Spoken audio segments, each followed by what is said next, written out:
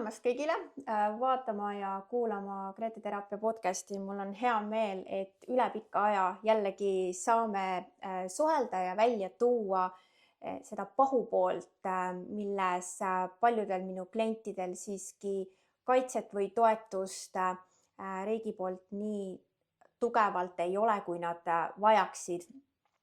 Täna on meil Marianne rääkimas siin oma lugu, kus ka temal on väga keeruline juhtum ja kogemused ja sellest tulenevalt ka traumakogemus sellest suhtest. Tal küll lapsi ei ole selle isikuga, aga seal on kõike muud ja keerukust ja lastega seotus ka. Aga me saamegi alustada sellest, et kõigepealt tere tulemast, Marianne. Tere, Grete. Väga tore on siin olla. See kogemus, mida sa täna jagad, eks see ei olegi sulle ju lihtne, eks ole, et rääkida tegelikult kõigile teistele ja sul oli ka sellega ju tegelikult missioon, et miks sa tahtsid jagada. Yeah. Võib-olla natukene sellest. Tegelikult minu need hetked, kus ma tahtsingi põgeneda sellest terrorist või hirmu alt, siis olid podcastid, just sinu omad, mis mind aitasid. Ja neid kuulates ma tundsin, et igal pool on väga vähe neid inimesi, kes saavadki aidata või kuulata või saavad aru, sellepärast et inimesed ümberringi ei mõistnud, ma jäin perest ja sõpradest ilma, sest et keegi ei saa aru. Ja minu arust, nii palju, kui ma olengi aru saanud, siis nartsissismi, seda traumat mõistavad ainult need, kes on selle läbi elanud. Ma olen kuulnud nii palju lihtsalt enda suunas seda halvustamist, aga tegelikult see on nii jube trauma, mida läbi elada. Ja ma teadsin, et ma tahan kindlasti ka kogemusnõustamise koolituse viis läbida, et ma tahaksin aidata neid inimesi ka hiljem hetkel. Ma võin praegu olla veidi värisev, see trauma on alles hiljuti olnud, kuid ma tundsin, et ma tahan siiski osaleda ja nii tore on lõpuks kohtuda ja siin olla. Et saad, see värin või see on selles mõttes arusaadav, sest et see on midagi, mis nii-öelda on natukene hirmutav ju jagada traumeerivat kogemust alati. Ja peale selle, kui me sellest räägime, siis me tegelikult nagu justkui elame seda uuesti läbi. Ja kui varasemalt on näiteks tehtud seda maha või pole seda võib-olla usutud või pole sellele saadud, et sa pole saanud sellele toetust, siis seda enam me tegelikult kardame, et uuesti me oleme kuidagi nagu ära lükatud või meid ei ole toetatud, nii tegelikult see on arusaadav, aga siin võid vabalt relaxida selle koha pealt, et võid vabaks lasta, mina sind mõistan ja ka tegelikult teised, kes vaatavad ja kuulavad meid, ka tegelikult nemad saavad aru, sest igaüks, kes seda vaatab, ta vaatab mingi põhjusega, see tähendab seda, et ta on ise ka seda mingis osas või mingil määral, kõik need lood ei ole nüüd täpselt samad, aga mingil määral kogenud, et selliseid vägivaldseid, keerulisi või manipuleerivaid suhteid. Nii et võib-olla alustamegi sellest, et mis oli sinu viimane juhtum, et me võib-olla hakkame sealt tagantpoolt pihta. No hakkame tagantpoolt. Viimane juhtum oli nüüd hiljuti, kui ma lõpuks, mul oli ammu otsustatud, et ma lähen, aga seda hetke, et millal ma selle ära teen, seda oli väga raske välja mõelda, sellepärast et ta lihtsalt juba aasta aega tööl ei käinud, 24/7 kodus ja kogu aeg ootasin, et äkki tuleb see hetk, aga ta tekitas selle kuidagi ise, sest et ta kägistas, see asi muutus väga tihti juba vägivaldseks ja ma olin nagu autos peidus, istusin seal, tema sellel ajal, ta oli pannud minu auto ratta kinni, mingi raudsele kangiga, ähvardas autot üldse ära lõhkuda, et ma ei saaks liikuda, siis ta juba teisipidi läks kuskile tee peale, pani seal mingisuguseid kändusid ja asju teed, et ma ei saaks ära sõita. kui tema tütar tuli, tema tütar on 12, siis tema suutis nii-öelda teda maha rahustada ja tema vennal palusin helistada. Ja nemad siis nii-öelda suutsid ta nii kaugele viia, et ta oli nõus siis, et ma võin ära minna. Aga sain suht selliseid väheseid asju kaasa, et ta oli ka minu kütusepaagi võtme kaasa võtnud, et äkki kui ma kunagi tankida tahan, siis ma pean teda appi paluma. Et tal oleks see midagi, et ma kindlasti ei kaoks tema sellest, kuidas öelda, mingi õnge küljest või et tal oleks midagi. Kas see oli nüüd, ütleme, selliste keerulisemate olukordade killast või võib-olla sa oskad välja tuua selleks, et teised mõistaksid, et mis on see kõige keerulisem, raskem olukord, ma saan aru, neid on mitmeid, aga võib-olla esile tuua, mitmekümneid. Mis on sinule kõige traumeerivam olnud?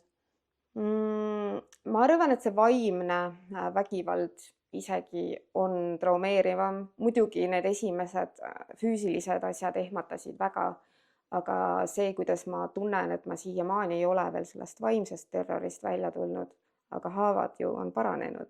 Et siis, ja tegelikult see näha, et seda polnud olemas, mis oli need ilusad hetked ja see leinamine, seda suhet, see oli nii raske ja teisipidi kuulates, kui õel ta on minu vastu, ta võis mind teadvusetuks lüüa ja ta lihtsalt, kui ma olin enam-vähem enda tati sisse lämbumas, siis ma kuulsin lihtsalt, et ta naeris lihtsalt ja ta mingisugust abi nagu ei osutanud.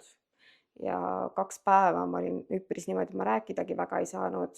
Ma ei mäletanud midagi.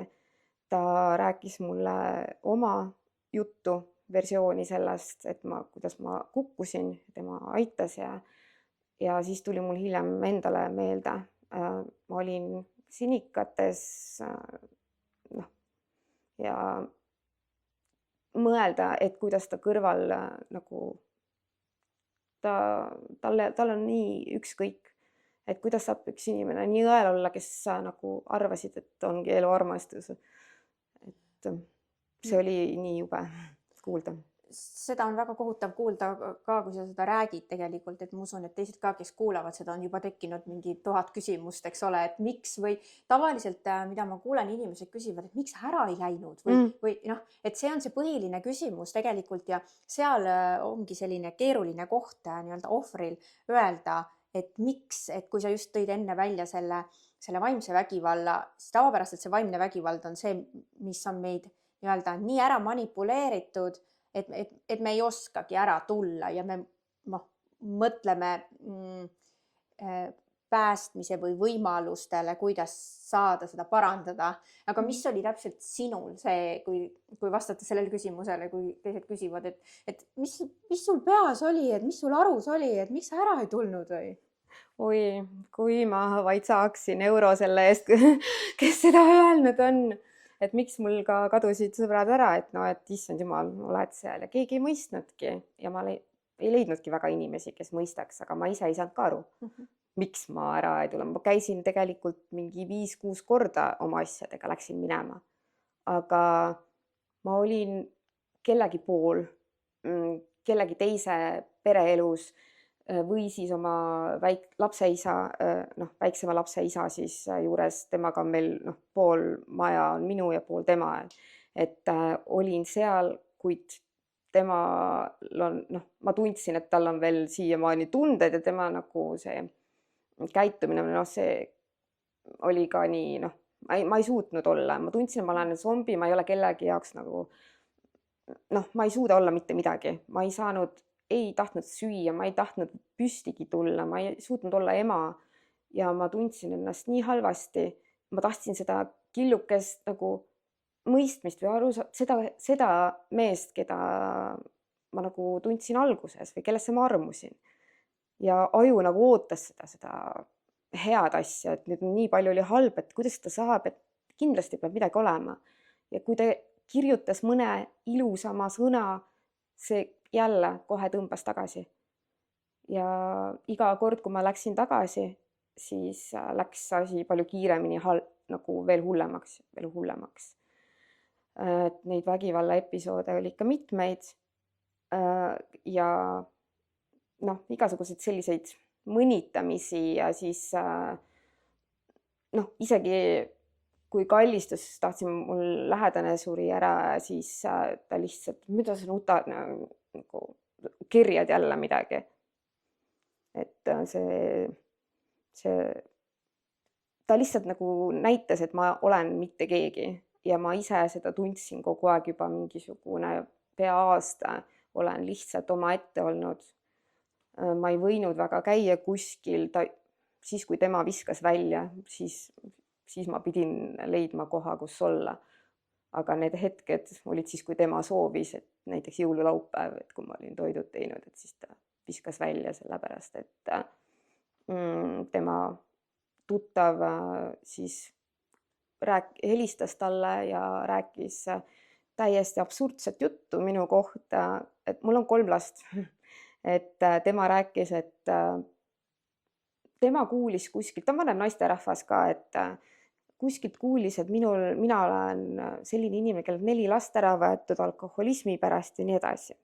Noh, mitte midagi sellest tõele ei vastanud, aga tema nagu nautis, issand, nüüd hakkas midagi halba minust rääkima, ta läks eraldi teise majja rääkima telefoniga veel ja oli eemal ja sellel naise pojal siis oli nii vastik seda kuulda, et tema saatis samal ajal minule neid Messengeri, neid voice sellest kõnest.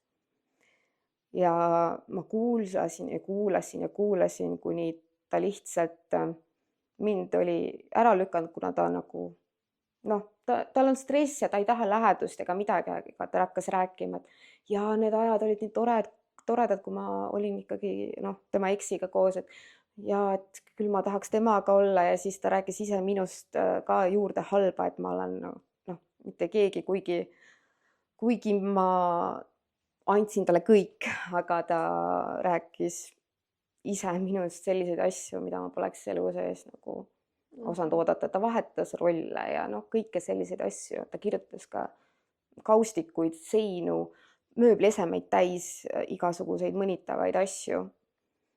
Ja ma arvan, et see on selleks, et mäletaks iseenda valesid, sest et teistele ta ju räägib vastupidist asja. Ja jõululaupäeval siis, kui mina kuulsin seda, ma lõpuks ei kannatanud välja, ma ütlesin, et miks sa räägid vastu või miks sa nagu, et lõpeta kõne ära, palun. Ja tema selle peale, oi, mina kuulsin sinust sellist asja, et mine minema nüüd. Ja ma olin järsku lihtsalt väljas, et ma ei teadnud, ma läksin siis nii-öelda, olin ühe öö eemal ja siis palus ta mind tagasi jälle. Tal on nagu üksik olla, ta ikkagi armastab ja järgmine hetk oli juba, aga too mulle seda ka ja ma pidin talle kogu aeg ostma midagi, sest et alkoholi kindlasti. Võib-olla vahemärkuseks siia öelda, et tavaliselt ohvril lähebki 6-7 katset tagasiminekuks aega enne, kui päris lõpetatakse see pull ära ja see on tavapärane.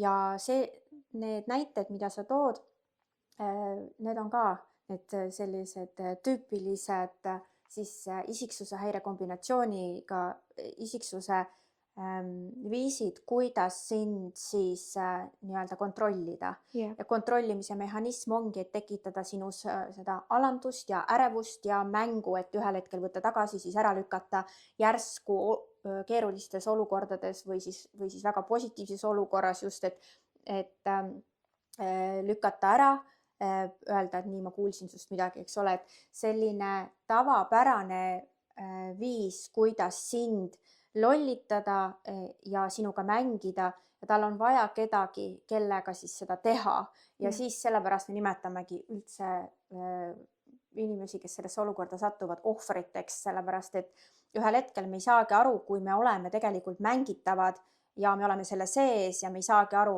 mis asi see enam reaalsus on ja kõrvaltvaatajale tundub see nagu sürr, et kas sa oled siis ise loll või mis sul viga on ju, et tegelikult see mäng on alanud nagu nii imeliselt ja ilusalt seal alguses, et lihtsalt see ühel hetkel, kui sul tõmmatakse see vaip ära või hakatakse, kuni jõutakse siis selle keerulisemate või ütleme selliste piinarikkamate olukordadeni, selleks on eelnenud sellised lihtsamad ja ta läheb vaikselt tegelikult. Oled sa minuga nõus? Olen nõus täielikult. Et ja sellepärast ongi, et ma püüan just nagu praegu ka, kes vaatavad ja kuulavad, mõistetavaks teha selle, et asi ei ole selles, et sa oled rumal või et sa sellel hetkel ei oska enda eest lihtsalt seista, vaid et see aju on niivõrd vussi keeratud, et sa ei saa enam aru, mis on õige või mis on vale ja panna nagu et sellel hetkel on vaja nagu kedagi, kes toetaks mõistmaks reaalsust ja kohe me tavaliselt ei leia seda inimest ja siis me nii-öelda ikkagi veel oleme need mängitavad. Oled sa muga nõus? Olen nõus, et ootadki seda, kasvõi seda vähest selle oma mehe käest siis või naise käest, et mõlemaid võivad olla siis nartsissist, et ei ole ainult mees. Et mina sattusin nagu mõlema poolega ju kokku, et tegelikult, aga jah, muidu meie suhe algas jah, väga imeliselt. Selline mees, keda ma olin otsinud, aga ta õppis mind tundma, ta kuulas, ta rääkis seda kõike, mida nagu mina olingi täpselt tahtnud. Aga see käis kuidagi nii kavalalt ja kõik oli nii suurepärane, siis hakkasid järjest mingisugused imelikud nagu asjad toimuma, ma ei saanud enam aru. Meil oli 20 tundi lihtsalt tüli mitte millegi pärast. Nagu lihtsalt absurdne asi. Midagi, mida nagu ma tõestan faktidena talle näiteks igale pool, kas või raamatust, Vikipeediast, Google'ist, GPT-st, kust iganes. Ei, tema peas on teistmoodi, et mis asja sa ajad, ja siis ta hakkab tooma näiteid mingit täitsa veel kolmandast asjast ja see ajab nii segadusse. Ma ei saanud enam midagi aru. Ja siis sellised hetked, et ta ütleb, et nüüd tee niimoodi, et näiteks, et tule käi minuga, ole kaasas, et ole mulle moraalne tugi, et siis nagu on nagu hästi, et ära nagu, ma ei tea, ole toas ja nii edasi. Ja siis, kui ma seda tegin, siis ta ütles, mida sa käid mul järel kogu aeg, et sellised asju, et ütleb ühte, teed seda ja siis see teine asi ka tegelikult ei sobi. Et ükskõik, mis sa tegelikult teed, on nagu vale. Jah. Et see ongi nii-öelda selleks, et sind panna sinus endas kahtlema, et sa endas kahtleksid, mida enam sa endas kahtled, seda enam sa oled mängitav ja kontrollitav. Ma hakkasingi mõtlema, et ma olen täitsa hulluks läinud või midagi, et mis ma valesti teen. Ma kirjutasin ChatGPT-le, et ma ütlesin, et mida ma saan teha muud, et ma oleksin parem naine, nagu, et mis valesti on. Ja rääkisin nagu ära neid asju järjest, et mis juhtus. Ta oli lõpuks väga pahane, et ma ei tohi ChatGPT-d kasutada, et see nagu ei ole mingi suhtenõustaja või midagi, et ta võib ise olla pigem suhtenõustaja ja nii edasi. Aga sealt siis ma kuulsin, kusjuures esimest korda sellist asja nagu nartsissism. Ja ma hakkasin siis uurima.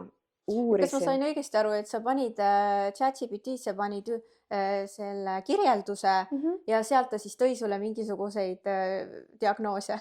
Jaa, ta mainis, et tundub, et tema on selliste isikuomadustega või nende iseloomujoontega, et käitumishäiretega ja mina nagu tegelikult otsisin seda, et mis mina teisiti saan teha, et ma arvasin, minus on viga. Ja see oli see koht, kus sa esimesena said aru, et issand jumal, et võib-olla ei ole asi minus, et kui sealt on mingid teised võimalikud eksimused ka tema poolt. Jah, aga see ei pannud mind nagu ära minema, sest et ma mõtlesin, et issand jumal, et okei, on mingid korrad. Jaa, äkki ikkagi on, ma siis uurisin ja siis ma mõtlesin, et issand 2% väidetavalt siis otsivad abi ja nendest siis veel vähesed saavad siis nagu terveks, aga ühesõnaga suht olematu võimalus. ja mina olin täiesti löödud, ma mõtlesin, et kuidas saab nii olla, et tänapäeval ei ole võimalust, et sellist asja nagu ravida mingite rohtudega, mingi operatsiooniga. Ma mõtlesin, ma ise õpin ära, kuidas teda päästa. jah, et mingisugust vaadata, et mis seal ajus on teisiti, et siis nagu ma ei tea, ma tõesti mõtlesin. Kui äärmusesse võib minna selle mõttega, et saada tagasi see osa, mis oli alguses, et ometigi, kui ta saab olla selline, siis ju on minus viga, eks ole, et ma saan midagi saan teha, et ka temal oleks hea ja et ta saaks selliseks nagu alguses, et sealt tekibki juba see kinnisidee või see tohutu vajadus, et saada see inimene selliseks, nagu ta oli alguses ja me jäämegi sellesse nii-öelda niimoodi kinni, et me jäämegi nagu, tekib nagu kinnisidee, et me peame saama selle algust tagasi. Noh, see on nagu sellest iseenda vajadusest, sest kui kõik on liiga ilus, siis ja keegi, kes tahab nagu justkui sind pedestaalil kõrgele tõsta ja anda sulle kõik see, mida sa väärt oled, siis tegelikult noh, ütleme, et jah, me olemegi seda väärt, aga et keegi selle välja mängib, lihtsalt me ei taha seda uskuda. Me ei taha seda endalt ära võtta, me tahame, et see tuleks tagasi. Just, ja, ma tahtsingi seda kõige rohkem. Ja siis oleme mingi valmis mõtlema igasuguseid asju, et mida kõike teha. Ja siis mõtlesin, et küll ära kannata. Ajuoperatsioonid ja vanasti ju inimesed said ka ju hakkama, sellist asja ju ei teatudki, ega vaimne tervis ei olnud vanasti üldse kunagi teemaks, et kõik kannatasid ära ju, et noh, jumala eest, küll ma saan hakkama. Aga no see on, ma ei tea, praegu ma mõtlen, et issand, ma ei tea, kui ma peaksin terve elu niimoodi elama. Me elame üks kord ja niimoodi ära raisata seda, see on ikka väga jube. Teine asi, mis oli selline, kus ma oleks pidanud tegelikult joone juba tõmbama täielikult alla, me läksime esimest korda RMK-le niimoodi grillima. Ja tema järsku lihtsalt muutus tuju. Peitis auto võtme ära. Tema arvas järsku, et ma hakkan sõitma või midagi. Siis ta leidis minu tütre kehalise püksid ja siis tahtis need põlema panna. Ütles, et su tütar on umbes nii paks, et need ei lähe nagu nii talle jalga ja hakkas niimoodi mõnitama ja siis ma hakkasin emalõviks, mis mõttes, kuidas sa käitud ja mis asja, miks lihtsalt põlema paned, et mis sul viga on. Ja ta lihtsalt mingi 6 tundi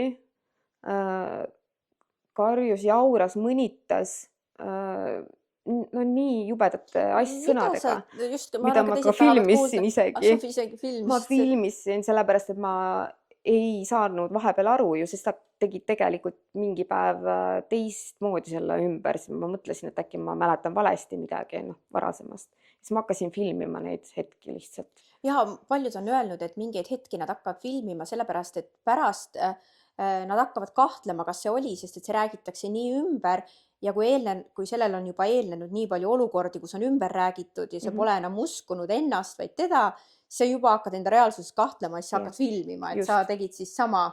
Aga sellel hetkes, kas sa siis ühel hetkel lihtsalt olidki selles olukorras selleks, et filmida või sa olidki täielikult selles olukorras kõik see, nagu sa ütlesid, 6 tundi, et mida sa siis tegid või mõtlesid selles olukorras üldse, kui keegi, kes tahab tegelikult midagi väga pöörast ja nagu kardinaalselt eluohtlikku hakata tegema, mis võib ju sind ju selles mõttes väga ehmatada, kui keegi hakkab järsku midagi panema põlema sul kõrval. Et see on ju... Ma päässin need ära ja ma istusin nende pükste peas ja tooli peal lihtsalt ja ma lihtsalt, telefon oli maas filmis, mul läks see täitsa meelest ära, et see ei olnud enam film, see ei olnud mingi filmimise eesmärk, et ma lihtsalt kogu aeg rahustasin, me tulime siia ju puhkama ja rahule maha, et mis on ja... Aga võib-olla kirjelda, mis sinu peas sellel hetkel see mõte oli, et miks sa teda rahustasid? Sellepärast, et ma tahtsin lihtsalt seda rahu, miks ta peaks nagu tulema metsa selle jaoks, et hakata lihtsalt otsima mingit tüli, minu tütart mõnitama. Mina tema tütart hoidsin väga, aga ta tahtis alati mõnitas minu tütart väga. Kas sul oli ka mingi mõte selles, et kui sa näed ära, et ta keeruliselt kuidagi, ütleme, ohtlikult reageerib või sind hirmutavalt reageerib, et koheselt lahkuda sealt olukorrast? ma käisin mitu korda, jalutasin nii-öelda 10 minutit, 15 minutit eemal, tulin tagasi. Aga no oli korraks rahulikum ja siis läks ikka edasi, et tuli Ma- meelde, Ma saan aru, et te olite seal RMK rajal selliselt, et noh, kui nüüd natukene täpsustada seda olukorda, et mõista, mis paneb ühte inimest nagu olema selles olukorras, et kui te läksite sinna, kas sa siis tajusid, et sul ei ole väljapääsu sellest, et sa pead temaga olema seal metsas või et kas need olukorrad, kus te olite kahekesi ja sul ei olnud väljapääsu, kas neid oli veel, kus sa pidid nii-öelda nagu õppima toime tulema või teda maha rahustama selleks, et saada sealt ära või mis oli sinu mõte, kas sa üldse tahtsid sealt ära saada või su eesmärk oligi ikkagi, et rahustada ja siis, kui tema on rahustatud, siis te saate nagu lõbusasti aega veeta või kuidas su mõttekäik oli? see oli selline üks esimesi suuremaid situatsioone. Okay. Siis ma päris ei saanud veel arugi, sellepärast ma ka filmisin. Et mingi hetk ta keelas ära nagu, et ei filmi 11, et noh, ei ole okei. Ja et noh, mina lõpetasin filmimise ära, aga tema hakkas filmima siis hoopis ja siis tema filmis mingisuguseid selliseid hetki, kus ma olin juba nagu tema poolt nii üles keeratud, et ta tegi mingit, näitas teistele, et mina olen hull. Et ta tegi selliseid klipikesi, et tema võis kõike teha. Ja siis noh, ma olen varasemalt petta saanud ja tema oli see mees, kes ütles ka, et issand, mina vihkan petmist, et kindlasti, et ka kirjutamine on petmine ja nii edasi ja rääkis noh, kõike selliseid asju. Ja siis järsku mulle kirjutab üks naisterahvas, et miks sa oled sellise mehega koos, kes mulle kirjutab, kuidas ta tahab enda siis seda kahe jala vahel olevat asja talle kurku lükata ja saatis ka mulle selle screen'i. Aga lõpuks olin ma ise selles hoopis süüdi ja ma pidin ise vabandama selle eest, et noh, nagunii ma ise selle kuidagi palusin, tegin. Uskumatu, kui palju tegelikult 2 aasta sisse mahub. 2 aastat. Et see periood 2 aastat ja sa ütlesid, et selline ehmatuslik periood, kus ta esimesena nagu sind ehmatas, oligi see RMK raja olukord või? Aga siis ei olnud ta füüsiline minu vastu, ma ei kartnud teda. Sest ta oli ka see, kes ütles, et tema kunagi ei löö naisi ja noh, kõik sellised asjad. Ja siis ei olnud ka selliseid olukordasid olnud, ainult oligi see, ma olin väga vihane selle lapse asja peale, siis kui me lõpuks ära sõitsime, siis tema tahtis veel alkoholi juurde. Kuna minu arust oli piisavalt seda jama juba, et ma ei tahtnud koju jõudes hakata vaatama, kuidas ta joob ja hakkab võib-olla veel lolli juttu ajama, ma tahtsin puhkama lihtsalt. Kus sa näed seda hetke, kus sa märkasid, et siit need olukorrad ei ole enam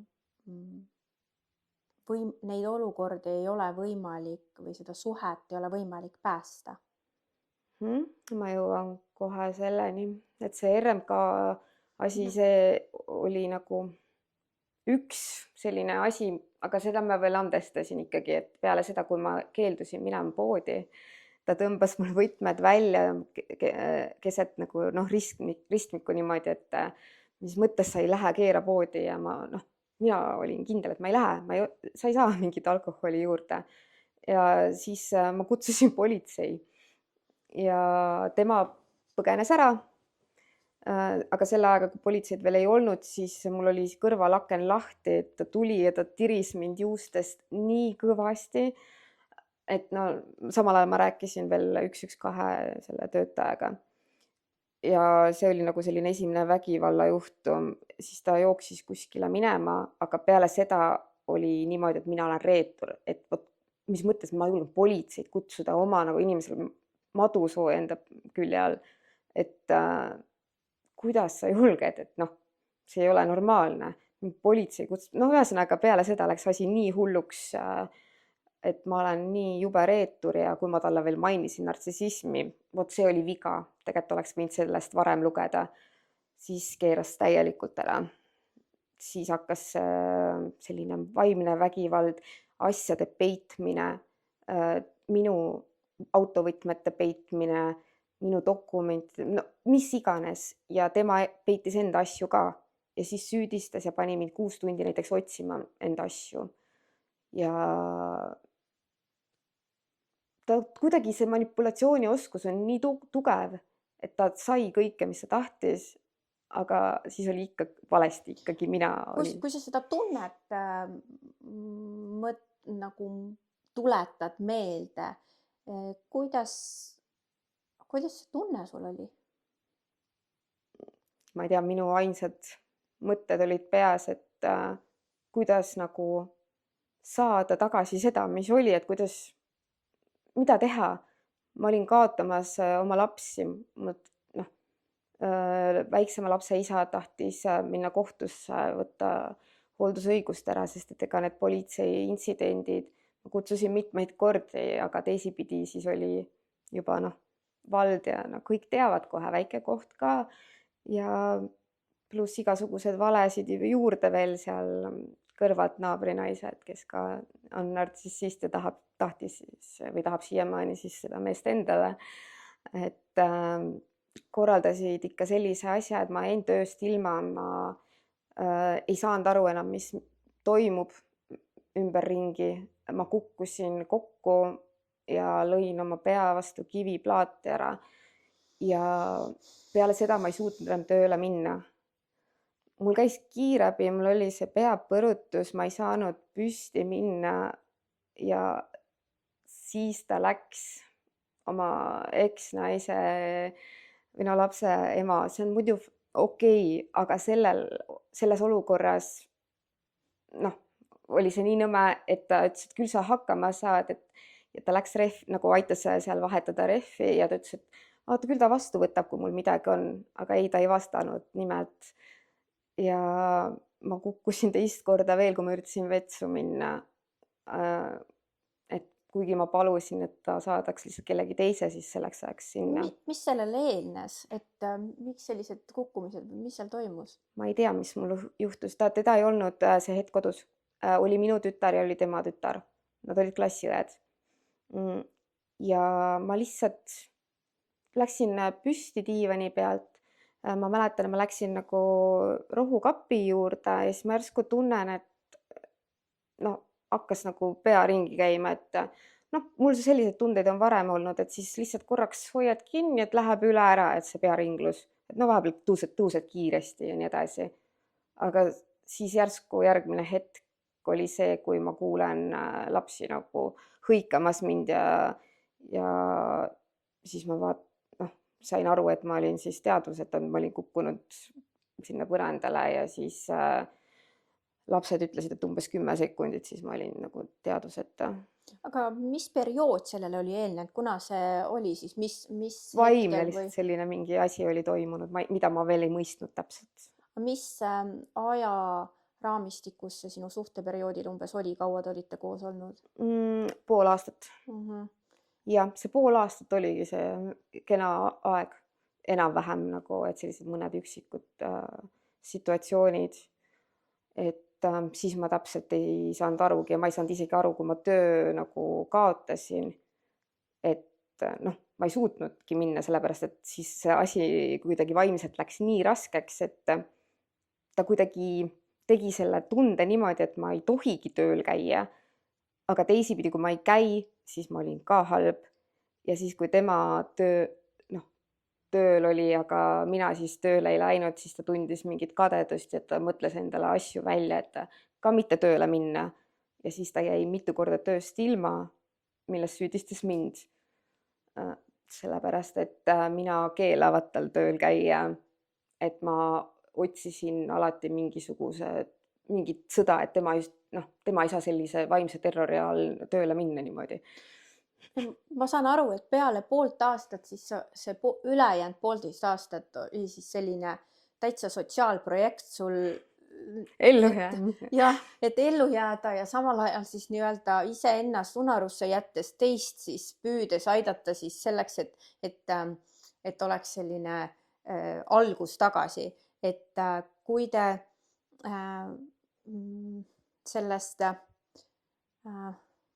aastast olite möödas, et mis, võib-olla kui sa tood veel mingisuguseid näiteid sellest, et kuidas sa tajusid, et kui sa tagasi vaatad nüüd, sest et me alati saame aru tagasi vaadates, jah. sellel hetkel me ei pruugigi aru saada, mis olid need ütlused või situatsioonid, mida sa nüüd täna tagasi vaadates näed, et oli puhas manipulatsioon, mis su aju nii-öelda hakkas järjest tasapisi üles kruttima või nii-öelda, kuidas seda öelda, nagu hulluks ajama.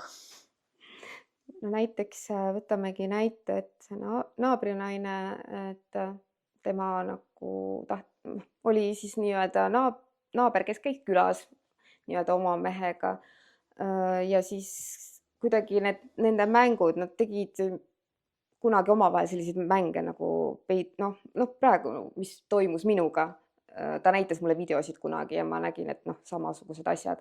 Ja siis ta lihtsalt ütleb, mina olen seal ja ütleb, et tead, kas ma võtsin sinult hästi nagu enam-vähem seda sugu, et tegin hästi ju, ja ta lihtsalt ei öelnud midagi. Ma ütlesin, et pärast talle, et kas nagu miks sa lased midagi öelda ja miks sa ei vasta midagi, et ma olin kõrval ju.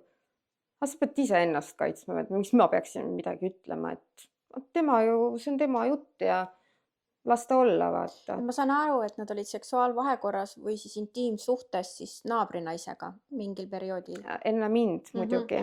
Ahah, okei. Aga seda lihtsalt kuidagi, see naabrinaine ka ütles, et tema teeb, mis ta tahab ja tema võtab, kui ta tahab, ja et tal on nagu suva, ta üritas ka mind välja visata, hakkas seal süüa tegema ja siis tahtis mind välja visata, kui mees oli piisavalt joobeseisundis. Ja need olid siis peale poolt aastat hakkasid sellised nii-öelda mingid killukesed tulema. Ja muidugi minu tütar, et kuidas ta hakkas temaga käituma järjest hullemini ja hullemini, sest ta nägi kõrvalt, mis toimub. Aga mina ju, ma ei tea, ma olin nagu mingi mulli sees, mulle räägiti, terve küla rääkis, kõik rääkisid temast ju mis ta on varasemalt teinud. Aga ei, ma ei saanud aru, mina kaitsesin ka veel teda ja siis, kui ta minu tütart nagu vedas mööda põrandat nagu voodisse, siis ta seal toolid pani ümber mingi selle piirde, siis ta seal sinikates oli pärast. Ja ta läks lõpuks isa juurde elama siis ja ma vaatasin, et ma jään kõigest ilma, ma ei saanud enam aru, mis ma tegema nüüd pean. Et kas ma olengi nüüd nii halb inimene, ma olen nagu nii halb ema ja siis... Kas sa nägid ka justkui mõeldes nii, kas sa nägid ka selliselt seda olukorda, et tema on tegelikult vale isik või vale käitumisega või temas on probleem või siis algus oli ikkagi enda süüdistamine? Pigem nendel hetkedel ma sain aru, et issand jumal, milline inimene, aga see läks kuidagi meelest ära, ta oskas midagi teha ja öelda niimoodi pärast, et oli nii hea. Mis siis oli? See läks meelest lihtsalt. Nagu mis need ütlemised või laused või kuidas see käitumised on, mis koheselt nii-öelda pööravad nii ilusaks asja? Sest sul ei ole kedagi ja keegi lihtsalt, oi, issand, ma saan nüüd nädalas kallistuse. Sa olid juba selle üle õnnelik põhimõtteliselt. Ta ütles, et kuule, täitsa toit oli. Sa oled juba, ma ei tea, selliste asjade üle ja sa tahad lihtsalt, et sul oleks keegi, sest et ma tundsin, et mul maailmas ma olen üksinda, et kõik olid, terve vald üritas minu vastu olla. See naaber, minu lapse isa, kõik olid. Ja mul oli enesetapukatse. Mis olukorras või mis sellele eelnes? Sellele eelnes selle naabrinaise külastus, kus ta välja mind üritas visata ja siis pani arvama, et midagi toimus ja väidetavalt minu autoga sõitis ringi ja ma tulin nagu autot võtma ja siis ühesõnaga ma ei saanud midagi aru. Ma lõpuks olin teadvusetu, et kõrval majas siis ja ma olin eelnevalt saatnud video laiali teistele, ka siis oma väiksema lapse isale ja tema lasi naabritel siis tulla sinna, kes päästsid mind ära tegelikult. mul on hea meel selle üle, aga see naisterahvas tuli ka sinna, sest kuidagi ta tajub alati ära ja tema filmis lihtsalt kõike ja kõrvalt veel rääkis valesid seal juurde, et noh, igasuguseid.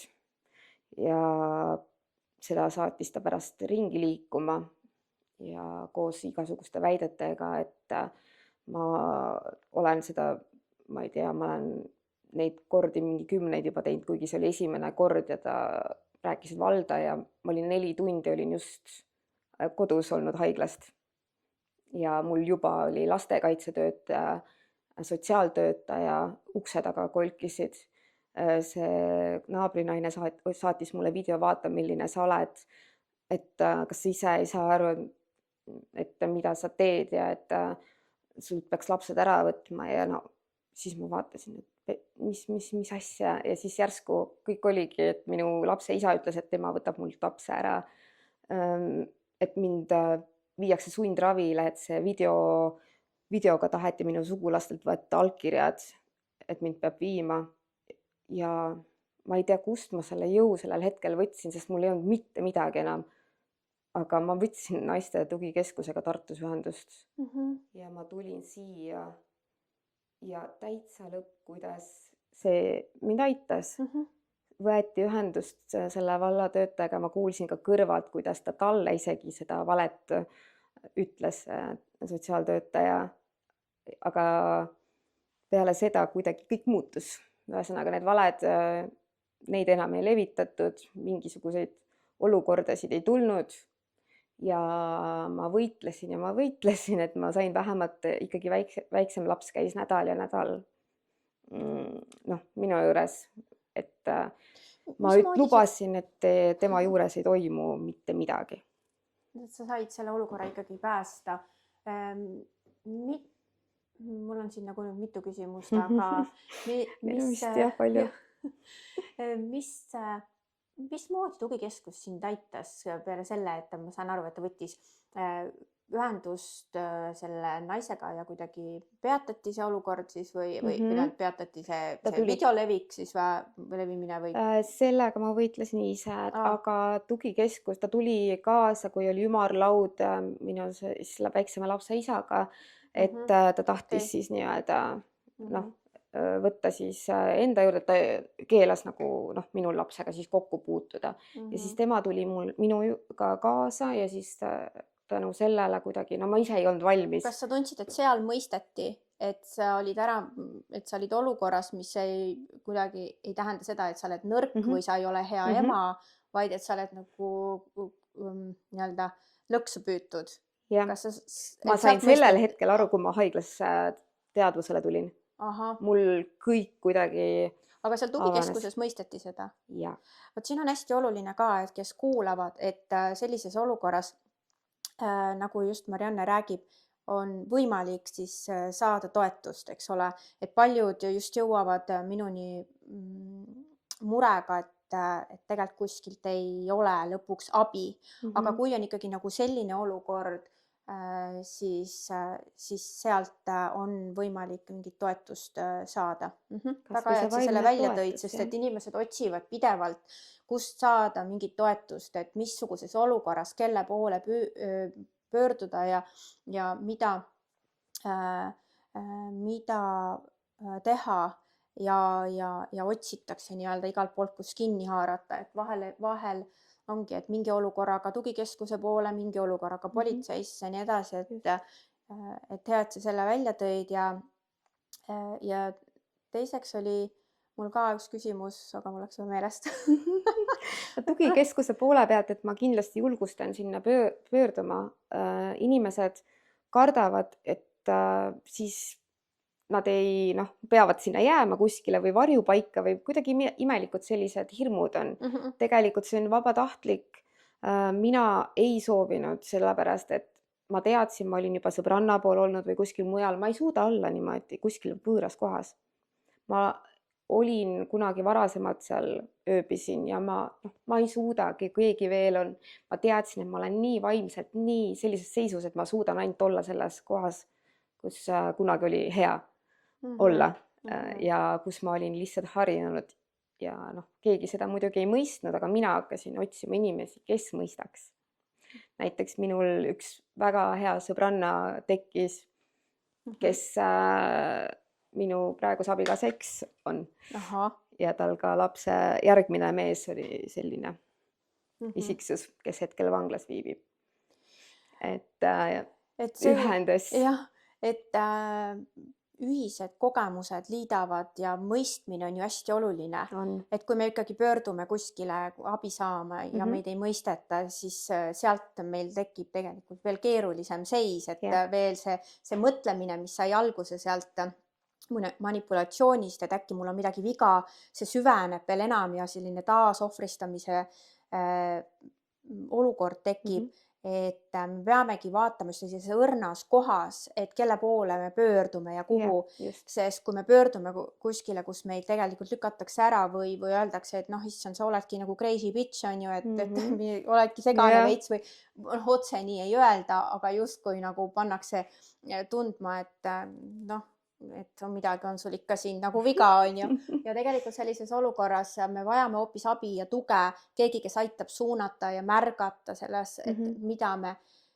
mida me saame, kuidas me seda tõde saame esiteks näha ja ümber õppida programmeerima enda mõtlemist, mis sai kahjustatud juba, sest ega tegelikult ei ole kaua vaja ja sellele on eelnenud ka kindlasti võib-olla nagu mingisugune just see koht, kus me nagu sellesse lõksu langeme, on tavaliselt selline nõrgestatud koht, ehk et kas sa just nimetasid ka just seda, et kui sa oled üksi või kõik on sinu vastu või sa Mhm. otsid kedagi, kes vähemalt natukenegi mõistab ja see on see nõrk koht, kus me võime sattuda just kellegi ohvriks, kes otsib kedagi, kellega manipuleerida ja lollitada ja just sinuga see juhtuski. Mhm. Jah. Ma tunnen, et ma iseennast ei tundnud enam ära, Mhm. et ma olen olnud alati nii heasüdamlik ja tänu sellele on ka mitukümmend tuhat tänu talle laenu, sest et no inimene ei saanud ju tööl käia, vaesekene ja pidin alkoholi ju soetama kogu aeg ja ma võtsin jälle laenu, sest ma kartsin, et noh, pärast tagajärgi, neid ähvardusi igasuguseid. Et ühel hetkel tekib nagu hirm Jah. tema ähvarduste ja kõige Jah. ees, et siis nagu Ise ma ka tööl ei käinud jah, ja lükata seda olukorda nii-öelda noh, kuidas ma mõtlen, see mõtled, et siis oled hea, äkki saab seda head tunnet. jah, et sa saad selle hea tunde ja pluss siis, kui sa isegi märkad, et sa kardad teda või sul on mingi hirm, sa ei taha seda võib-olla alguses uskuda ja sa ei taha tegeleda tegelikult selle tagajärjega, sest tagajärg tähendab ju seda, et sa jääd jälle üksi, Jah. siis sa oled ka võib-olla see tunne, see läbi kukkunud, ma ei saanudki kedagi ära päästa, ma ei saanud seda suhet ära päästa, kõik võetakse enda õlgadele. Jah. Et tegelikult see on väga oluline märgata, et sellisel hetkel me laseme lahti juba varakult sellest inimesest, mis sellest, et me jääme üksi, meil on see üksi tunne, aga tegelikult me olime võib-olla üksi tundes enne teda, lihtsalt mitte nii kahjustatud. Jah. Et nüüd, et me oskaks eraldada või eristada seda, et üks on meie tunne, see üksilduse tunne ja mille nimel me kedagi kogu aeg oma ellu lubame, kes meiega on brutaalselt hävitav. Et see on väga oluline, et sa seda lugu jagasid. Ma kindlasti mõne asja mainin Ja. veel ära, et minul aitas alguses see, et ma rääkisin videosse ise nagu juttu endaga, noh, ma olin pidevalt üksi, et ma lihtsalt annangi mõned nipid. Väga hea. Siis millalgi aitas see, et kõrvaklappe kasutasin, kuulasin muusikat või noh, et ei kuuleks seda, neid mõnitusi kogu aeg, sest et see ka nagu viib tegelikult noh, endast nii välja lõpuks, et sa oled paanikahoos saad. Ma ei ole kunagi pidanud rohte võtma ja hetkel ma pean võtma antidepressante, rahust, unerohtu. Ja kõik juhtus peale teda, aga siis ta noh, ütleb, et issand jumal, et eelmised mehed peaks õnnelikud olema, et sinust nagu ilma jäid, et vaata, noh, milline sa oled ja nii edasi, noh. Kuigi tegelikult ma siis vaatasin peeglisse ja teisipidi ma ütlesin, et kuule, vaata ennast, no tegin videosid või TikTok'i panin videosid. Ma võtsin selle jõu peale seda tugikeskust esiteks endale. Ma selle naisterahva videoasja, ma andsin Andmekaitse Inspektsiooni. Seal mõisteti nii-öelda, noh, soovitati mul edasi kohtusse pöörduda. Ja ma mõtlesin, kui ma jõu kätte saan, siis ma teen seda. Samal ajal ma teadsin, et ma pean lahkuma millalgi. Ja siis ma nägin ühte kommentaari kuskil, no välismaa grupid. Neid on välismaal nii palju, mõtlesingi, et Eestis võiks ka keegi olla nagu rohkem, kes räägiks. Ma ise TikTokis olen mõned videod teinud ja siis... Siia vahele ma segan, ma ütlengi, et meil on grupp, kes on olukorras, kus kasvatab lapsi keerulise isikuga, siis meil on grupp selleks olemas, kus me saame toetust nii-öelda minu terapeudina suunamise näol, pluss siis ka teised meie grupis oma kogemusi ja mõtteid jagavad, aga noh, sina räägid edasi lihtsalt, et meelest ei läheks. Ei, see on alati väga hea teada, et on mingi kohti olemas, sest et minul tuli see jõuda, aga mõnel inimesel võib-olla ei pruugi tulla. Et ma mõtlesin, ma olen kas või üksinda kogu maailma vastu, et läksingi sinna, tegin politseisse avaldust, andsin Andmekaitse Inspektsiooni. Mul oli nii ükskõik, aasta aega ma ei näinud seda naisterahvast muidu. Kuni nüüd hiljuti ta käis lihtsalt majas sees, kui ei olnud kedagi kodus. Ja lihtsalt käis seal, kaamera nägi. Ja politsei ütles, et ei saa midagi teha, et noh. Vot siin on jällegi sellised olukorrad, kus nagu politsei näiteks ei saa toetada ja aidata, et neid juhtumeid on veel väga palju, kus on naised mu poole pöördunud ja on ka tegelikult mehi, aga just kui mõelda naised, kes on saanud nii-öelda ka füüsilise vägivalla ohvrid, mitte ainult vaimse, vaid just ongi juba on näha ka seda, mille all on siis naine kannatanud, aga pole politseilt saanud sealt tuge, et on mitmeid kordi läinud ja öeldakse, et noh, me võime võtta menetlusse, aga see üldiselt kuskile ei jõua, et jah, hea on välja tuua neid asju, mis toimivad, mis ei toimi, et mis meie riigis nii-öelda on need vajaka jäävad kohad. Jah, seda küll. Aga ma räägikski nüüd jõuaks sinna, kus ma siis hetkel olen endaga ja umbes aasta tagasi ma hakkasin otsima siis elamist, sest ma sain aru, et ma ei saa kellegi pool olla. No, see on võimatu, ma tunnen nagu nii halvasti ja ma teadsin, et ma ei taha lastest ilma jääda. Ma vaatasin vahepeal salaja siis korterit käisin vaatamas, aga esiteks juba see, et võlad hakkasid tekkima ja siis ma panin küll raha vahepeal kõrvale, aga see venis ja venis, ma ei leidnud ühtegi sobivat, et see piirkond ka, et ikkagi ei peaks kooli vahetama, lasteaeda ja nii edasi. Ja üks hetk ma leidsin selle õige korteri ja see korteri omaniku poja naine, tema oli ka sellises suhtes olnud ja kui ta nagu kuulis, siis nii hästi saime läbi ja nad nagu nii toetavad olid. Aga ainus asi oli see, et mul ei olnud ikkagi sissemaksu raha veel. Ja siin ma mainingi, et veel väga hea grupp nartsissismi ohvrite grupp siis on Facebookis. Ma mõtlesin, et mis seal ikka, ma ei tea, ma olin lootust kaotamas, et kust ma selle raha välja võlun, mul ei olnud midagi enam kuskilt võtta. Ja siis järsku üks õhtu mõtlesin, et ma kirjutan abipalve lihtsalt, et vaatab, mis saab. Ja siis kirjutas mulle administraator, et nad sellised abipalveid üles ei lase, et räägi mulle nagu oma lugu ära. Ma rääkisin, saatsin mingid tõendid, tegime videokõne ja peale seda ta pani selle ülesse ja pani ka enda jutu, et see on, kõik on tõendatud, et on ohutu nii-öelda aidata, et inimene tõesti vajab abi ja ma sain vist 15 minutiga selle raha kokku, et see ära üürida, see korter. Ma tegin selle hetkega ära, mul oli ta olemas. Ma teadsin, et mul on ta olemas. see juba oli nii hea tunne. Ma seal vahepeal käisin küll põgenemas sinna, aga noh, veel päris ei saanud ära nagu mindud, sest ma ei teadnud, kuidas asju kätte saada, aga kuidagi see pärast lahenes. Ja nüüd ma elan seal ja ma tunnen ennast nii hästi. Mu tütar tuli minu juurde külla nüüd suvevaheajal, keda ma ei olnud ammu näinud. Ja ma tunnen, et ma ei ole enam vang.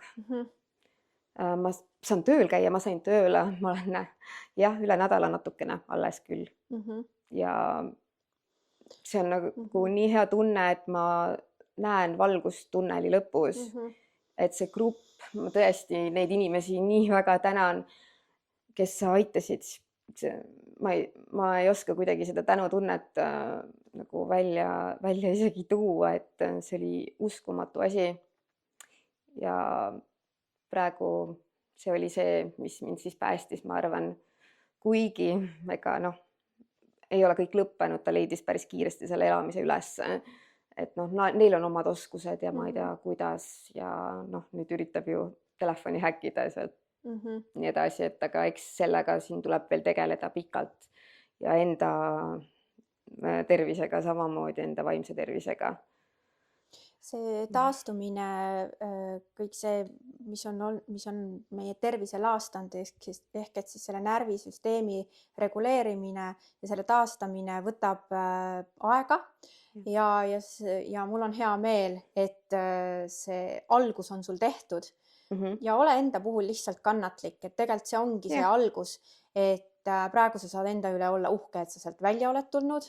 Ja see, et ta püüab veel sinu üle kontrolli saavutada, eks see ole normaalne alguses, aga ole tugev ja ära vasta, ära suhtle, ära räägi. Mul ei olegi tundeid enam, ausalt. Et see, mis ma enne vist jäi pooleli, et ma nägin kunagi ühe naisterahva kommentaari, et teda aitas ainult see, kui ta läks nii palju tagasi, et see suhe läks nii hulluks, et ta hakkas vihkama teda. Ja ma tundsin, et issand, see vist on ka asi, mis mind aitab. Ja ma nagu selle peale panustasingi, et äkki on nii ja see toimis, reaalselt toimis, sest et praegu issand, ma naeran nende lausete peale, mis täna näiteks terve tööaja on ta kirjutanud või terve öö eile. Vaesekene, ma ei tea, ei ole midagi muud teha. Et selline asi, et lihtsalt palun, mul on igav, et ole hea, tule ööseks siia. Et aga sa ei armasta ju mind ja sa käitud nii halvasti minuga. Ei aga lihtsalt ole. Aga too mulle salatit ka ja too midagi poest ja lihtsalt mu kõht valutab. Ma naeran selle üle. Issand, võib-olla varem ma oleks jooksnud, aga praegu ma lihtsalt ütlesin hea tööd, et kutsu ema või et selles suhtes ma ei ole kellegi ema ja nii ongi. Teised, kes ei ole selles suhtes olnud, ei saa aru, kui suur mingi mäe ületus see on. Et see on nii suur enesekasv ja nii suur muutus enda sees, kui me suudame öelda selles olukorras ei. Ja kui varem ei suutnud, me näeme enda muutust, enda kasvu ja keegi, kes ei ole selles olukorras olnud, ei saa aru, et mis kohe alguses ütle kohe ei ja mine edasi ja nii edasi. Aga sul ei ole seda teadlikkust, seda oskust, sa oled juba sisse mängitud, sa oled juba armunud, sul on juba unistused, on juba roosad prillid sulle kõik ette pannud.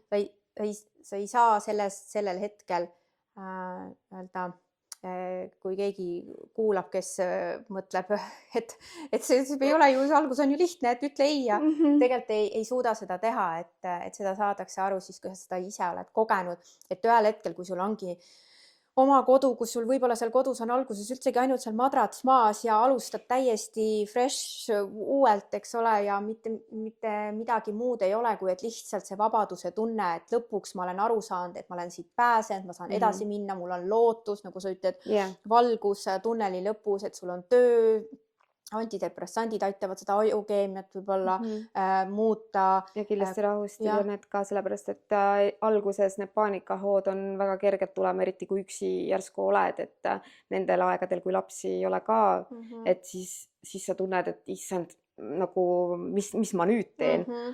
Aga sellest tuleb üle olla. Ma loodan, et neid hetki jääb järjest vähemaks ja järjest rohkem mind tuleb tagasi.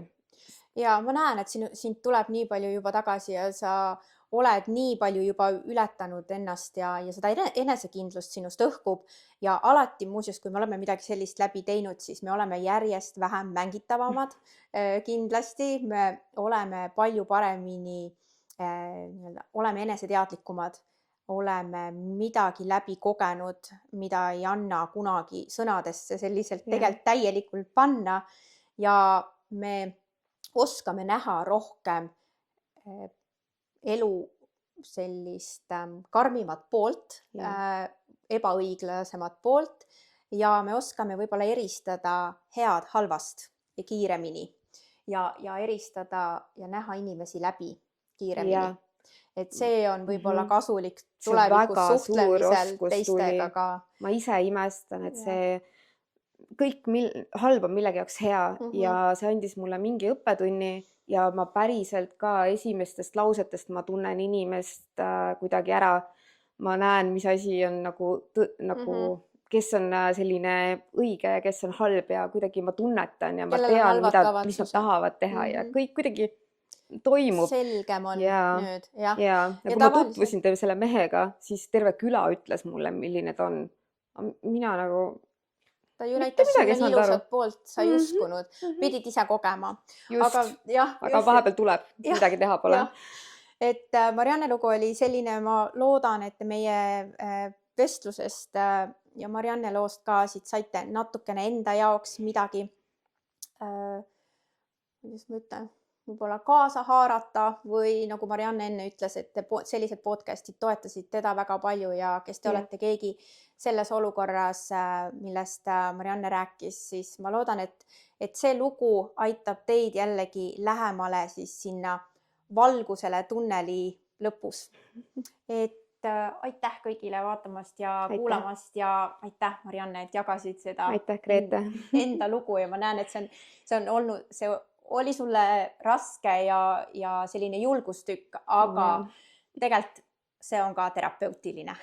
See aitab vabastada ja panna sellele asjale punkti. Just. Ja keegi ei vaata kõõrdi, et miks sa ära ju varem ei läinud siis. Aitäh. Igatahes loodan, et keegi saab mingisuguse väikse nipi ja pääseb ka sellest.